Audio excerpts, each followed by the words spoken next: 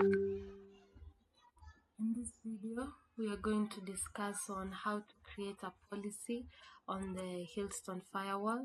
So on the management console, you can click on policy at the top of the navigation pane, click on new to create a new policy.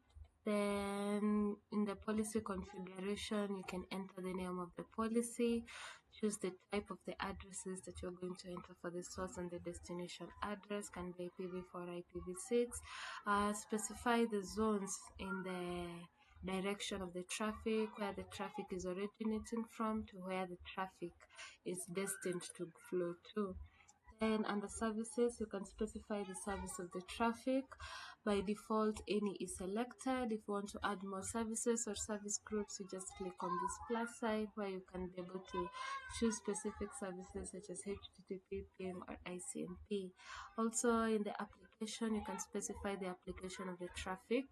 By default, any is selected. To add more or specific applications, you can just click on the plus sign. In the action, it specifies the action for the traffic that matches the security policy.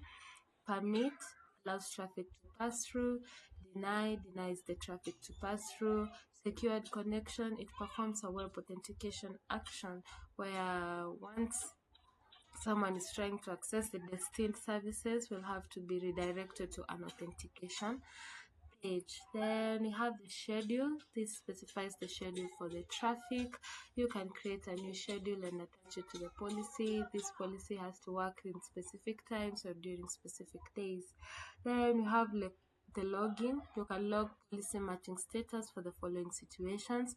When traffic is denied, you can log, and when traffic is permitted, you can be able to log when the session started to when the session ended. Then we have the position. So by default, newly created security policies will be located at the bottom of the policy list.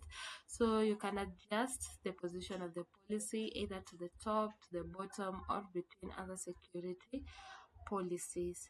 Then in the description, you can enter the description of the firewall policy. So, and that is how we create a policy on the Hillstone firewall.